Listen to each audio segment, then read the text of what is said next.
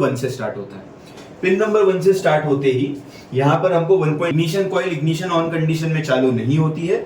इस वजह से यहाँ पर कि आप वोल्टेज डिस्कनेक्ट कर दोगे और आप उसको पकड़ के घुमाने के लिए लग जाओगे हाथ से, लेयर एक होगा लगा हुआ या कनेक्ट सही से नहीं होगा, तो कनेक्शन रहने के बावजूद भी मुझे नहीं मिलती। तो कैसे हैं आप सभी दोस्तों मेरा नाम है Faizan from scan cars and हम लेकर के आए हैं आपके लिए फिर से आज एक इन्फॉर्मेटिव टॉपिक जिसके जो है हमारे कैफिको के M7.9.8 ECU के ऊपर में।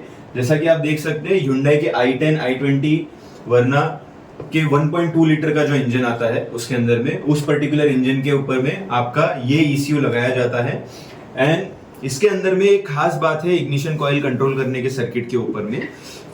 ये जो पर्टिकुलर वीडियो है इसको हम 2 पार्ट में बांटेंगे इस पूरे कॉन्सेप्ट को समझाने के लिए। पहला पार्ट होगा जो आप यहाँ पर थियोरेटिकल देख रहे हैं, जिसमें आपको पूरा सर्किट बोर्ड पे उतरा हुआ दिखाई दे रहा है। इसी का एग्जैक्ट आपको प्रैक्टिकल वर्जन देखने मिलेगा, क्योंकि बोर्ड पे लिमिटेड जगह होती है। मैं आपको कनेक्शंस दिखा सकता हूं, पर कनेक्शंस के साथ साथ जरूरी होता है हमें कि प्रैक्टिकली कैसे लाइंस आगे बढ़ रही है, जिससे कि आपके पास जब भी ये ECU आए आप आसानी से इग्निशन कॉइल की टेस्टिंग अच्छे से कर सकें। इस वजह से 2 पार्ट में वीडियो होगी। चलिए आगे बढ़ते हैं अभी हमारे थियोरेटिकल पार्ट के साथ में, जिसके अंदर हम इस पूरे सर्किट का, हमारी जो इग्निशन कॉइल का जो कंट्रोल है वो इस पर्टिकुलर ECM में किस तरह से होता है उसको देखेंगे। और हाँ, आखिर तक जरूर बनिए रहना, क्योंकि ये जो पर्टिकुलर ECM है ये एक स्पेशल केस के ऊपर में काम करता है, जिस वजह से इस पर खास तौर से वीडियो बनाया जा रहा है। तो चलिए शुरू करते हैं।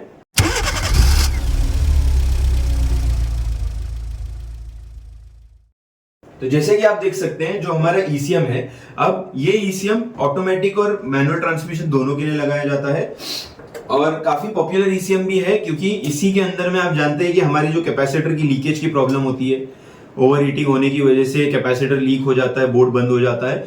ये वही ECU है जिसमें 2 कपलर आते हैं। अगर ऑटोमेटिक होगा तो सेकंड कपलर भी होगा, मैनुअल ट्रांसमिशन का है ये, इसलिए सिर्फ 1 कपलर ही है। ओके, सो ये सिंगल कपलर के अंदर मैनुअल ट्रांसमिशन ECU है। इसके अंदर में आपका जो इग्निशन कॉइल है 1 और 4 ये दोनों भी एक साथ चलते हैं। इनको अलग अलग भी किया जा सकता है, बट जो पर्टिकुलर केस मैंने लिया है तो उसके लिए इग्निशन कॉइल 1 और 4 कॉमनली फायर कर रहा है, जो आपका Hyundai i10 के अंदर में होता है उस बेसिस के ऊपर में। इसमें चारों कॉइल अलग तरह से भी अलग अलग भी चल सकते हैं, पर एक चीज का आप ध्यान रखिएगा बिल्कुल कि कोई भी कॉइल का जो सर्किट होगा उसमें सिर्फ और सिर्फ आपको आईसी के ऊपर की पिन में फर्क देखने के लिए मिलेगा, बाकी सब कुछ सेम होगा। आपके मॉसफेट से लेकर के आपके रेजिस्टर से लेकर के पूरा सर्किट जो है ठीक इसी तरह से बना हुआ है, सिर्फ और सिर्फ यहाँ पर किस पिन पे आकर के कनेक्शन होता है वो अलग होगा। तो अब बढ़ते हैं आगे हमारे स्टार्टिंग पॉइंट के साथ में। तो सबसे पहले हम कॉइल को आइडेंटिफाई करते हैं कि ये कॉइल जो है, ये पर्टिकुलर पॉइंट आपका पिन नंबर 1 से स्टार्ट होता है। पिन नंबर 1 से स्टार्ट होते ही यहाँ पर हमको 1.3 वोल्ट जो है अवेलेबल होना चाहिए।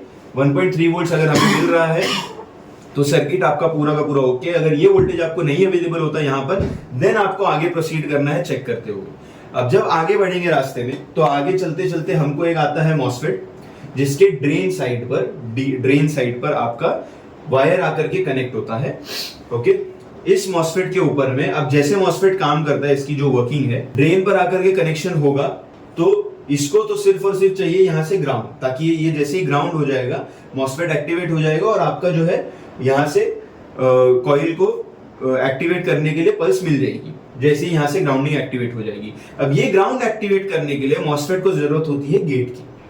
यहाँ पर गेट मिल गया हमको, गेट पर जैसे हमारे वोल्टेज लगेगा तो ये पल्स फायर करेगी। फिलहाल टेस्टिंग हमारी इग्निशन ऑन है, तो ignition coil ignition on condition में चालू नहीं होती है, इस वजह से यहाँ पर 0 वोल्ट गेट पे आके लगा हुआ है, जो कि सही है। इसके अलावा अगर कोई और वोल्टेज आपको यहाँ लगा मिले, इसका मतलब आपके सर्किट में, गेट के सर्किट में गारंटीड प्रॉब्लम है, तभी आपको आगे बढ़ने की जरूरत है।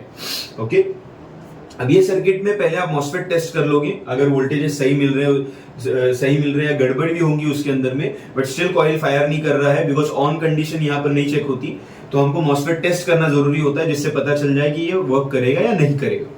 सो इसकी हम टेस्टिंग कर लेंगे एंड उसके बाद में हम जैसे गेट में आगे बढ़ते हैं, गेट का सर्किट ट्रैक करते हुए हमको मिलता है एक रेजिस्टर 3160 कोड का, जिसकी वैल्यू है 0.316 किलो ओम्स। इसकी मल्टीमीटर पर रेजिस्टेंस मोड पे टेस्टिंग पे ये रीडिंग आनी चाहिए। और टेस्टिंग करने पे मुझे यहाँ पर मिली है 0.318, जो कि हम प्रैक्टिकल में देखने ही वाले हैं।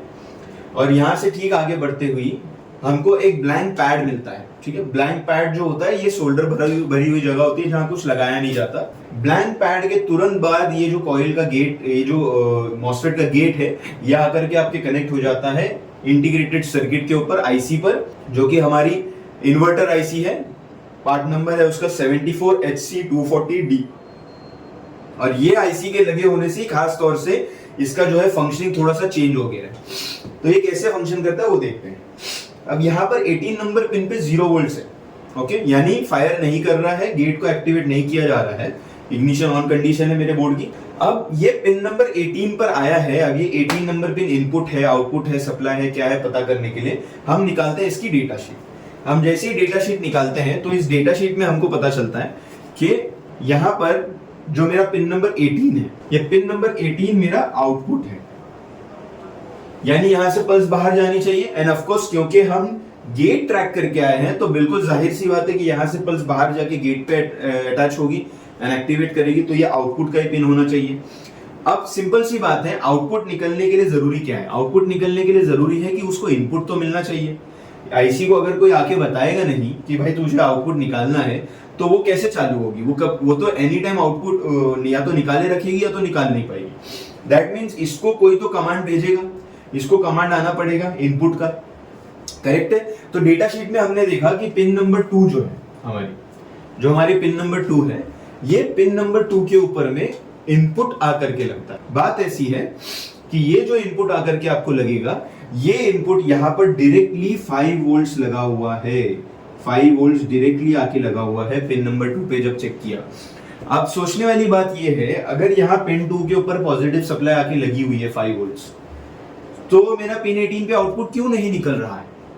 बराबर है, मैंने कहा था इसमें थोड़ा सा एक डिफरेंट चीज होने वाली है। पिन नंबर 2 पे अगर 5 वोल्ट्स आकर के लगा हुआ है तो बेसिकली वोल्टेज लग चुका है, आईसी को कमांड जा चुका है कि उसको चालू करना है, बट वो पिन नंबर 18 से आउटपुट क्यों नहीं दे रही है? तो इसकी एक खासियत है, ये पर्टिकुलर आईसी की खासियत ये है, ये इन्वर्टर आईसी को एनेबल आउटपुट का कमांड चाहिए होता है, जो कि पिन नंबर 1 से जाता है। एनेबल आउटपुट, एनेबल आउटपुट का मतलब होता है आउटपुट चालू करना, यानी आप इनपुट भी लगा दोगे, आपका सर्किट ओके भी होगा, तब भी ये आईसी आपका आउटपुट नहीं निकालेगी जब तक आपको पिन नंबर 1 से कमांड नहीं आएगा। अब टेस्टिंग करते वक्त में ये अक्सर ये बात जरूर छूट जाएगी अगर हमको ये पता नहीं होगा कि ये किस तरह से काम कर रही है, कि हम आउटपुट चेक कर लेंगे, इनपुट भी चेक कर लेंगे, बट स्टिल सब कुछ ओके मिलने के बाद भी हमको प्रॉब्लम पकड़नी आएगी। तो उस केस में प्रॉब्लम इसलिए पकड़नी आ रही होगी क्योंकि जो पिन 1 है मेरा, ये पिन 1 के ऊपर में एनेबल आउटपुट का जो है सिग्नल आना चाहिए, इसमें एनेबल आउटपुट का कमांड होना चाहिए। जब ये कमांड होगा तभी जाकर के आपका पिन 2 से जो सप्लाई लगा है वो पिन 18 को आउटपुट देने के लिए एक्टिव कर पाएगा, वरना नहीं कर पाएगा। बिल्कुल हमको आईसी की टेस्टिंग जब हम करते हैं, अब आउटपुट अगर मुझे नहीं मिलेगा या इनपुट नहीं मिलेगा तो जाहिर सी बात है आईसी चालू हो रही है, मुझे पहले पता करना होगा। इसीलिए हमने आईसी का जो है सप्लाई, वीसीसी पावर सप्लाई और उसका ग्राउंड, ये दोनों भी चेक किया हुआ है, ताकि कंफर्म रहे कि भाई आईसी को किसी भी तरह से कोई प्रॉब्लम नहीं है जिस वजह से जो है मेरा आउटपुट यहाँ पे 0 वोल्ट दिखाए। ओके, सो पिन नंबर 20 के ऊपर में मुझे 5 वोल्ट्स मिलना चाहिए, बिकॉज आईसी 5 वोल्ट सप्लाई लेकर के एक्टिवेट होती है, और पिन 10 पे ग्राउंड, तो 0 वोल्ट्स और ग्राउंड के साथ कंटिन्यूटी भी मिलनी चाहिए। ये दोनों मिल रहा है प्रॉपरली। इसमें खास तौर से ध्यान हमको ये रखना है पूरे सर्किट के अंदर में कि पिन नंबर 1 जब तक एनेबल इनपुट नहीं देगा, जब तक एनेबल का इनपुट नहीं आएगा, तब तक आपका आईसी फॉरवर्ड आपको कमांड भेजने के लिए नहीं देगा, even if pin number 2 okay है, 5 वोल्ट्स आ भी रहा होगा। ओके, अब आती है बात कि जब पावर सप्लाई पे हम है तो पिन 2 पर 5 वोल्ट्स आ कहां से रहा है? बराबर, चलो लेट्स से नहीं आ रहा होगा 5 वोल्ट्स, इनपुट नहीं मिल रहा होगा, बट आना कहां से चाहिए ये तो पता होना चाहिए। तो ये आएगा आपका, यहां से हम ट्रैक करते हुए आगे बढ़ते हैं, एंड ट्रैक करते हुए हमको एक मिलता है blind hole. Okay, blind hole मिलता है जिससे एक वायर सीधे सीधे जा रहा है आपका 333 कोड के रेजिस्टर पे। ओके, ये वायर जा रहा है डायरेक्टली आपका यहां से होते हुए, ब्लाइंड होल यहां से जा रहा है 333 के ऊपर, 333 पे जाने के बाद में इसके ऑपोजिट साइड के चारों लेग्स को मिला के रखा गया है और उन लेग्स को ले जाकर के एक वाया पे लगाया है, थ्रू होल वाया पे। यही थ्रू होल वाया के ऊपर में 5 वोल्ट सप्लाई जो है आपके डायरेक्टली पावर आईसी से आएगी। ओके, जो आपकी पावर आईसी है इस पर्टिकुलर बोर्ड की, ये आपको मैं प्रैक्टिकल में दिखाऊंगा कि कौन सी आईसी है। Voltage regulator IC, power IC, अलग अलग नाम कह सकते हैं। उस पर्टिकुलर आईसी से 5 वोल्ट सप्लाई जब आएगा तब जाकर के वो यहाँ से आगे बढ़ के आपके पिन नंबर 20 को सप्लाई दे करके इसको भी एक्टिवेट करेगा एंड साथ ही साथ में यहाँ से आगे बढ़ के रेजिस्टर के थ्रू हो करके ब्लाइंड होल से होते हुए आपका 74HC 240D आईसी को भी इनपुट भी देगा। साथ ही साथ आपके माइक्रो कंट्रोलर का भी मल्टीपल 5 वोल्ट का सप्लाई होता है। एक पर्टिकुलर सप्लाई आपका माइक्रो कंट्रोलर इस ब्लाइंड होल से लेगा, यहां से वो लेगा आगे जाकर के अपने पास में। अब ये पावर सप्लाई नहीं है, सप्लाई से मेरा मतलब ये नहीं कि ये पावर सप्लाई है। ओके, ये जो पर्टिकुलर पिन पे आ रहा है ये इनपुट है। ये बेसिकली कंट्रोलर मॉनिटर कर रहा है, यानी देखना चाह रहा है कि इसको जो सप्लाई मिलना था इस आईसी को चालू होने के लिए वो उसको मिला है या नहीं, ताकि वो फॉल्ट को ट्रिगर कर सके, कि पर्टिकुलर पार्ट में प्रॉब्लम है वो फॉल्ट को ट्रिगर कर सके। उस वजह से ये कंट्रोलर आपका 47 नंबर पिन से इनपुट ले रहा है 5 वोल्ट्स का, कि ये एक्टिवेट होने का कमांड गया है या नहीं गया है। इसी के साथ साथ जो हमारा थियोरेटिकल पार्ट है इग्निशन कॉइल सर्किट का, कैफिको M7.9.8 ECU के ऊपर में ये कंप्लीट होता है। अब चलिए हम प्रैक्टिकल के ऊपर में जाते हैं एंड देखते हैं ये सर्किट एक्चुअली कैसे फॉर्म हो रहा है। ओके दोस्तों, तो अब हम टेबल पर आ गए हैं। हमारा ECM यहाँ पर सेटअप रेडी है। मल्टीमीटर की स्क्रीन यहाँ आपको इस तरफ दिखाई दे रही है। आपको ध्यान देना है कि यहाँ पर जो भी रीडिंग की चेंजेस हो रही है वो मैं आपको बताते रहूँगा, साथ में आपको मल्टीमीटर पर भी देखना है एंड मेरे यहाँ पर ट्रेस किस तरह से हो रहा है उस पर भी कंटिन्यूस ध्यान देना है। जैसे मैंने कहा था, पिन नंबर 1 जो है आपका इग्निशन कॉइल नंबर 1 और 4 दोनों को ड्राइव करता है यहाँ पर। तो पिन नंबर 1, अब यहाँ पर बिल्कुल भी लाइन छुपी हुई नहीं है। अब पर अक्सर एक तकलीफ ज़रूर देखने के लिए मिलती है कि हम कंफ्यूज हो जाते हैं जब लाइन इतनी बड़ी होती है देख करके। तो देखिए, जब लोड बड़ा होगा, जैसे आपकी बैटरी को अगर स्टार्टर चलाना है तो वायर बड़ा चाहिए, तो यहाँ पर बड़ी बस लाइन लगेगी क्योंकि इसमें करंट ज़्यादा आने वाला है। जो आपकी कॉइल को जा करके चालू करेगा वो करंट यहाँ पर हाई रहेगा। ठीक है, हाई करंट रहने की वजह से यहाँ पर जो है आपका इतना बड़ा बस लाइन आपको देखने के लिए मिलता है। ठीक है, ये जो डार्क ग्रीन लेयर है बॉश के सारे ही बोर्ड के अंदर में, जो ये डार्क ग्रीन लेयर होता है, ये डार्क ग्रीन लेयर, ये यहाँ पर डार्क ग्रीन लेयर है, ये सारा का सारा जो लेयर होता है ये ग्राउंड के ऊपर एक कोटिंग की जाती है। ठीक है, ये लाइंस नहीं होती। आपकी लाइन जो है ये पिन की लाइन ये है पूरी की पूरी। देखिए, आप देख सकते हैं यहाँ पर इस पर, और मैं ये पिन पर एक प्रोब रखता हूँ और मैं यहाँ पर एक प्रोब रखता हूँ और मुझे कंटिन्यूटी मिल रही है। सही बात है।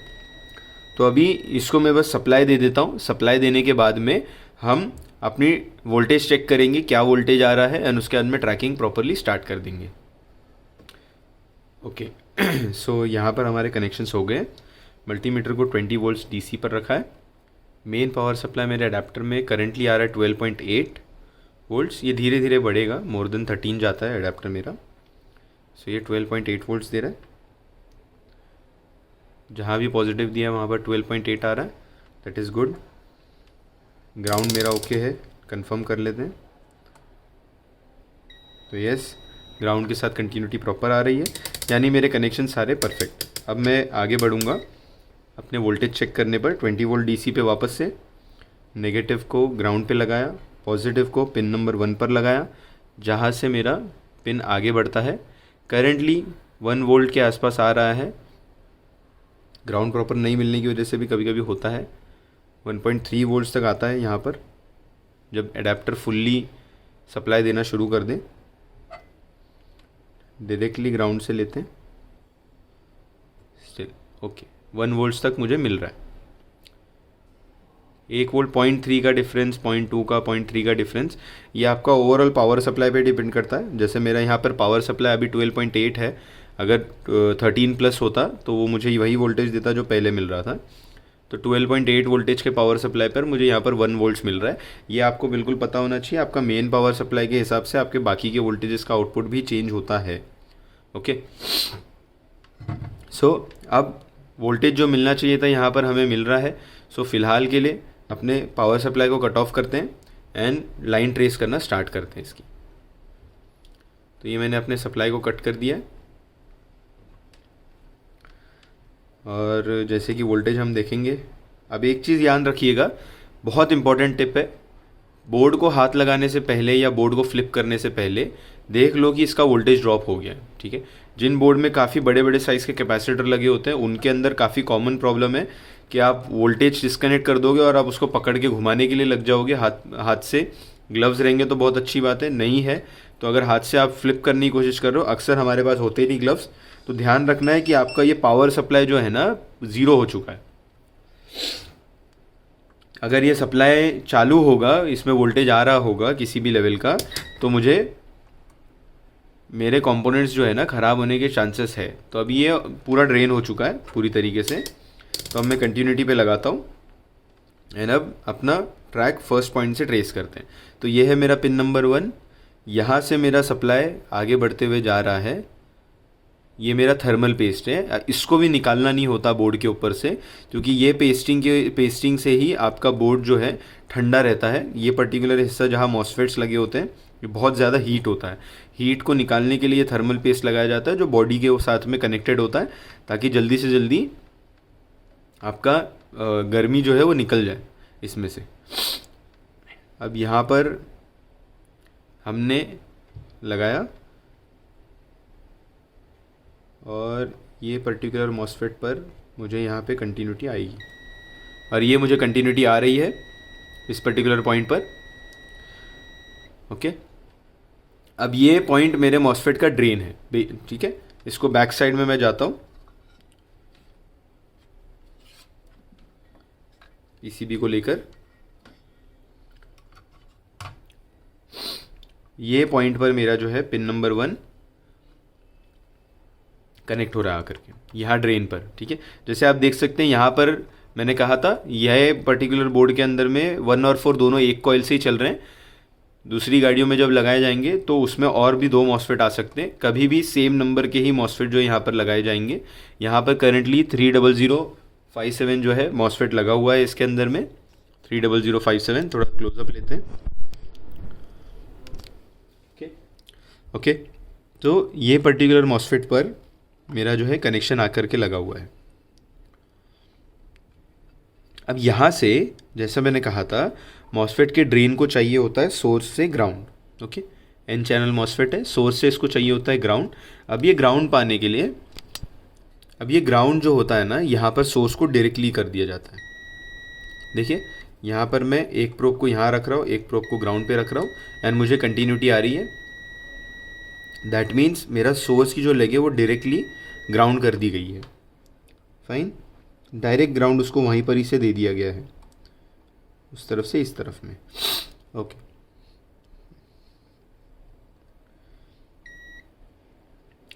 अब यहाँ पर ड्रेन, जब ये गेट एक्टिवेट होगा, तो ये ड्रेन को डायरेक्टली कंटिन्यूटी मिल जाएगी ये पर्टिकुलर सोर्स के साथ में, और सोर्स जो है मेरा ग्राउंड कर देगा।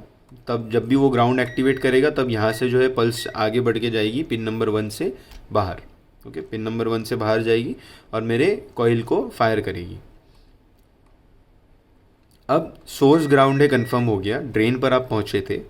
ओके, अब मॉसफेट की जो एक्यूरेट टेस्टिंग है वो होती है आपके बोर्ड के बाहर सोर्स से ड्रेन के बीच में, क्योंकि ये एन चैनल मॉसफेट है तो सोर्स से ड्रेन के बीच में 500 के अंदर रीडिंग दिखाना चाहिए। गेट से ड्रेन जो है कुछ भी रीडिंग नहीं आनी चाहिए, बट बोर्ड से बाहर, बोर्ड पर लगे रह करके नहीं। बोर्ड पर आ रही है तो उससे मेरा कोई लेना देना नहीं है, कोई प्रॉब्लम नहीं है। जो प्रॉब्लम कन्फर्मेशन होता है कि मॉसफेट ओके या नहीं, वो बोर्ड से बाहर किया जाता है। तो यहाँ पर हम ट्रेस कर रहे हैं पूरी तरह से। तो यहाँ पर गेट को मैं ट्रैक करता हूँ, गेट मेरा जा करके लग रहा है इस पर्टिकुलर रजिस्टर पे पहले, जैसे कि हमने सर्किट में देखा था। ओके, देखिए कभी कभी यहाँ पर कुछ ऊपर लेयर एक होगा लगा हुआ या कनेक्ट सही से नहीं होगा, तो कनेक्शन रहने के बावजूद भी मुझे नहीं मिलती कंटिन्यूटी। देखिए अभी मुझे कंटिन्यूटी नहीं मिल रही, हालांकि मैं उसके लेग के ऊपर ही रख रहा हूँ, बट ये पर्टिकुलर पॉइंट पर जो है ना, यहाँ पर एक लेयर बना हुआ है जिसकी वजह से मुझे कंटिन्यूटी उस वहाँ पर से नहीं दे रहा है, अब देने लग गया। तो लेग के ऊपर रख के भी चेक करना होता है। हालांकि लाइन मुझे क्लियरली दिखाई दे रही है जाते हुए। ये मेरा 3160 का रजिस्टर, इस रजिस्टर का ऑपोजिट साइड से एक लाइन निकल के जा रही है इस ब्लैंक पैड पर, ये पैड पे, कि यहाँ से एक लाइन जाती हुई दिख रही है जो इस पैड पे आ रही है, ब्लैंक पैड पे, और इसी को ब्लैंक पैड कहते हैं। ये सिंपली ओपन स्पेसेस होते हैं जहाँ से करंट आपका जो है डिसिपेट हो सके। इनकेस उसको ज़रूरत है तो स्प्रेड हो जाएगा करंट यहाँ से, ताकि आपके लाइन को दिक्कत ना आए। यहाँ से उसके बाद में आपकी लाइन ट्रैवल करते हुए ऊपर से आती है पिन नंबर 18 पर, इस पर्टिकुलर आईसी के। ये रही मेरी आईसी, इसके पिन नंबर 18 पर आईसी के मेरा रजिस्टर का ऑपोजिट साइड आकर के लग रहा है। फाइन। अब जैसा हमने देखा था, पिन नंबर 18 हमारा है आउटपुट। इस आउटपुट को इनपुट आना चाहिए पिन नंबर 2 से, करेक्ट। अब पिन नंबर 2 जो है मेरा, पिन नंबर 2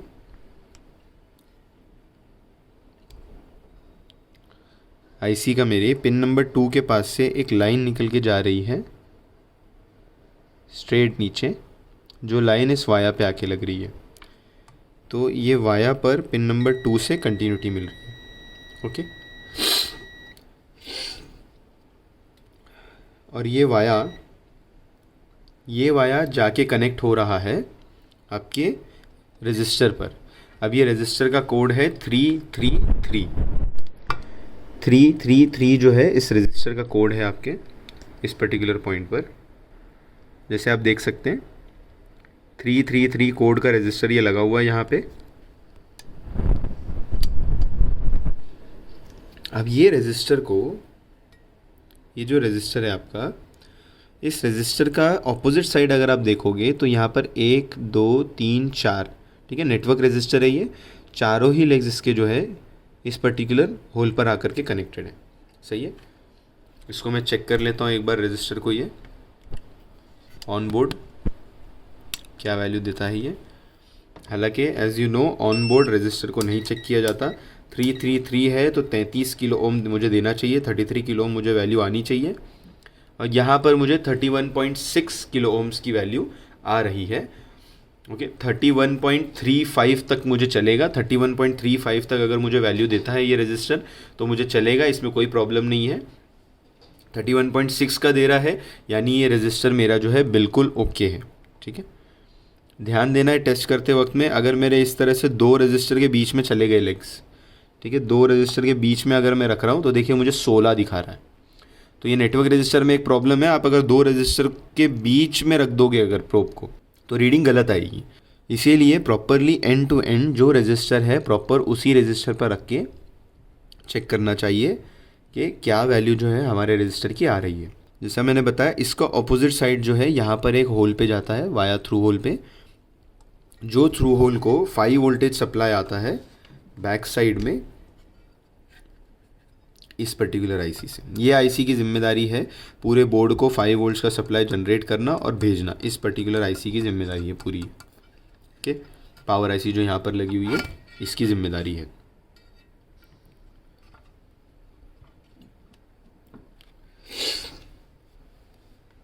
और यही 5 वोल्ट्स आपका इस पर्टिकुलर पॉइंट से रजिस्टर पे आता है, वापस कंटिन्यूटी पे आते हैं, रजिस्टर पे आता है, रजिस्टर के ऑपोजिट साइड से पिन नंबर 2 पे आता है। तो अभी चलिए देखते हैं कि ये 5 वोल्ट जो मुझे चाहिए ये बन रहा है या नहीं बन रहा है, ओके। अब अगर यहाँ पर 5 वोल्ट्स नहीं बन रहा हो तो आपका सिंपल सा बात है, आपका जो पावर आईसी है वो पावर आईसी में फॉल्ट है, उसको चेक करना होगा। तो यहाँ मैंने ले लिया नेगेटिव ग्राउंड, यहाँ पर वोल्टेज 20 वोल्ट्स डीसी पे रखा हुआ है। और अपने प्रोब को एक चीज़ हमेशा याद रखना, जब आप टेस्टिंग करते हो तो आपका प्रोब कभी भी आईसी के पिन के ऊपर टच नहीं करना है। इससे सबसे आसान तरीका है ये बोर्ड ख़राब करने का, सबसे आसान तरीका। आपको पता है ये पर्टिकुलर होल पर आपको 5 वोल्ट्स मिलता है, तो ये पर्टिकुलर वोल्ट उससे कनेक्टेड, होल उससे कनेक्टेड है, तो यहाँ चेक करो पिन पर मत चेक करो। अगर ये 2 पिन एक दूसरे में टच हो गए, भले ही आईसी को शॉर्ट सर्किट प्रोटेक्शन होता है, उसके बावजूद अगर किसी पर्टिकुलर पार्ट में नहीं होगा या किसी को बहुत ज़्यादा लो वोल्टेज किसी लेग को लगता होगा, आपने आपस में कनेक्ट कर दिया, आपने शॉर्ट कर दिया, वो आईसी किसी काम की नहीं रहेगी। तो यहाँ पे हमने रखा तो हमको पता चला कि यहाँ पर 5 वोल्ट्स प्रॉपरली आ रहा है, जो 5 वोल्ट इस पर्टिकुलर लेग के ऊपर में मिलने वाला है मुझे। ओके, रजिस्टर के बैक साइड से भी बिल्कुल आ रहा होगा। जब यहाँ पर अवेलेबल हो गया, यहाँ पर भी हो रहा है, यानी ये आपके पिन पे वोल्टेज आ रहा है। साथ में पिन नंबर 18 जो है, अब अगेन मैं 18 नंबर पिन जो थे मेरा आउटपुट, जहाँ पे मुझे 0 वोल्ट मिलना चाहिए था, उसको भी मैं पिन पे टच करके नहीं चेक करूँगा। हालांकि यहाँ मैं कर सकता हूँ, बिल्कुल कर सकता हूँ, क्योंकि लेग्स बहुत दूर दूर हैं, बट सेफ साइड के लिए ये ब्लैंक पैड मेरा वहाँ पर आ रहा था। इसका मतलब है मेरा बिल्कुल सही है सर्किट, 0 वोल्ट्स यहाँ से दे रहा है, मेरे गेट के ऊपर में वोल्टेज कुछ नहीं आ रहा है। इसका मतलब ये मॉसफेट फायर फिलहाल नहीं कर रहा है, मॉसफेट सही है, इसमें कोई प्रॉब्लम नहीं है।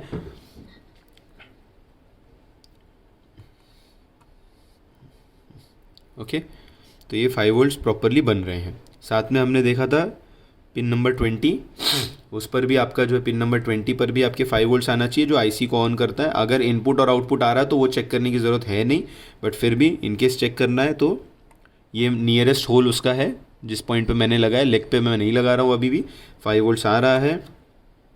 ग्राउंड कंफर्म करना है, कंटिन्यूटी पे रखेंगे। पिन नंबर 10 इस आईसी का ग्राउंड है, ये पिन नंबर 10 जो है ग्राउंड दे रहा है बिल्कुल।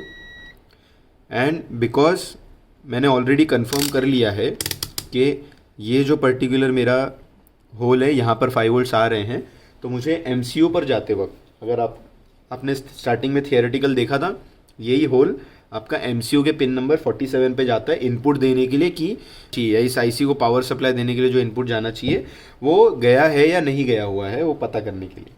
वो करने के लिए बहुत ज़रूरी है सप्लाई को निकाल दिया जाए, कि सप्लाई डिस्कनेक्ट कर दी जाए। सप्लाई को डिस्कनेक्ट कर दिया है, यहाँ पर वोल्टेज को ड्रॉप होने के लिए थोड़ा सा इंतज़ार करेंगे। वोल्टेज ड्रॉप हो चुका है, 5 वोल्ट्स बिल्कुल नहीं आ रहे हैं।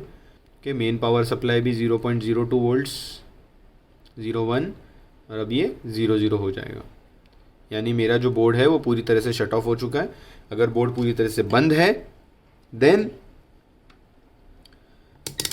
मैं चेक करूँगा ये पर्टिकुलर लाइन की कंटिन्यूटी पीछे आईसी तक ओके है या नहीं है। अगर ओके नहीं होती, यहाँ पे वोल्टेज मुझे मिलता ही नहीं, ओके है इसीलिए मुझे वहाँ पर वोल्टेज मिल रहा है, उसको चेक कर लेते। तो ये मैंने अपने एक प्रोब को रखा इस होल पर।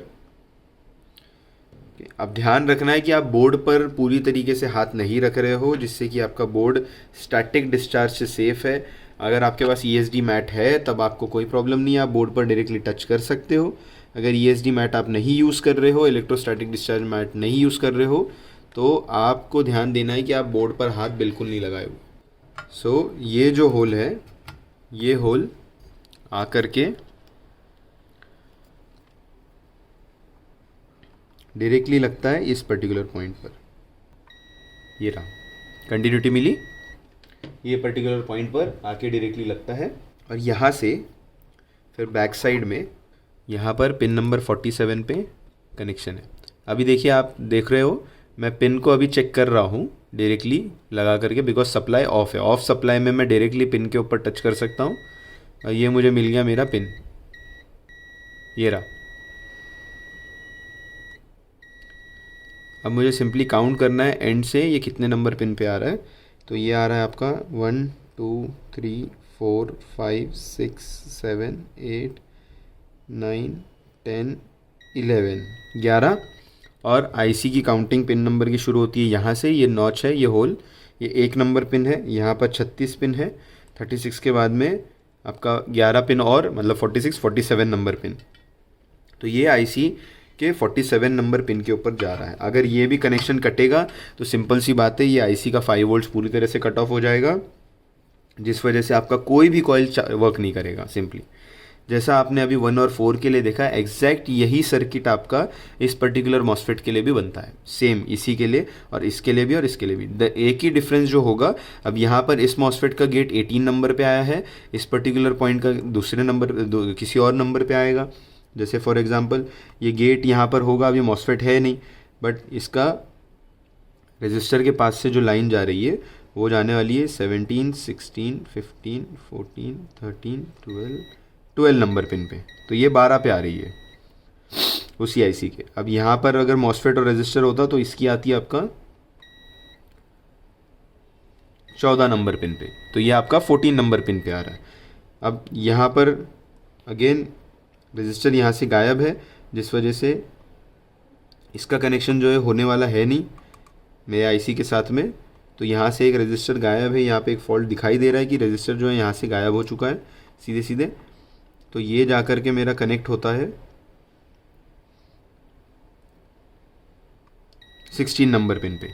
तो यहाँ पर मैं अगर एक रजिस्टर लगा दूँ जो कि मेरा 3160 नंबर का रजिस्टर होगा, 3160 नंबर का रजिस्टर मैं अगर यहाँ पर लगा दूँ, मेरा ये जो कॉइल है ये पर्टिकुलर सेक्शन एक्टिवेट हो जाएगा। मेरे जो 2 कॉइल बंद पड़े हुए हैं वो फायर करना स्टार्ट कर देंगे। तो यहाँ पर कंपोनेंट मिसिंग का एक फॉल्ट है इस पर्टिकुलर सर्किट में, ठीक है। जैसे कि यहाँ पे 0 वोल्ट्स है, नेगेटिव टेस्ट करने पर यहाँ पर 12.8 वोल्ट्स बन रहा है। वो इसलिए बन रहा है बिकॉज एक फ्यूज़ जो है यहाँ पर कनेक्टेड है। ये जो फ्यूज़ है, ये फ्यूज़ मेरा इससे जुड़ा हुआ है। ये फ्यूज़ इस होल के थ्रू में इस पॉइंट को कनेक्टर रखा है बैक साइड में, जिस वजह से इस सर्किट के नहीं रहने के बाद में भी ये इसको एक्टिवेटेड है। बट यहाँ पर क्लियरली हमें दिखाई दे रहा है 3160 जो है होना चाहिए था कंपोनेंट, वो कंपोनेंट नहीं है, जिस वजह से ये एक पर्टिकुलर सिग्नल जो इसको आने वाला है गेट को एक्टिवेट करने का, ये सिग्नल नहीं आने वाला यहाँ से होकर के जो आ रहा है, ठीक है, इस पॉइंट से, वो नहीं आने वाला है इसके लिए, इस मॉसफेट के लिए। तो वो रजिस्टर लगाने पर एक्टिवेट मेरा हो जाएगा प्रॉपरली। फाइन। तो दोस्तों ये था हमारा पूरा का पूरा इग्निशन कॉइल का सर्किट M7.9.8 ECU के लिए। तो आशा करता हूँ आप लोगों को इससे फ़ायदा होगा, आप लोगों को मदद होगी अपने काम करने के अंदर में, समझने के अंदर में कैसे फंक्शनिंग होती है, इस पर्टिकुलर बोर्ड में अलग क्यों हो रही है, वो फंक्शनिंग समझने के लिए मदद हुई होगी। ओके। और इसी के साथ में शुक्रिया कहना चाहूँगा एंड तक बने रहने का आप लोगों का। सो बहुत बहुत शुक्रिया दोस्तों, थैंक यू।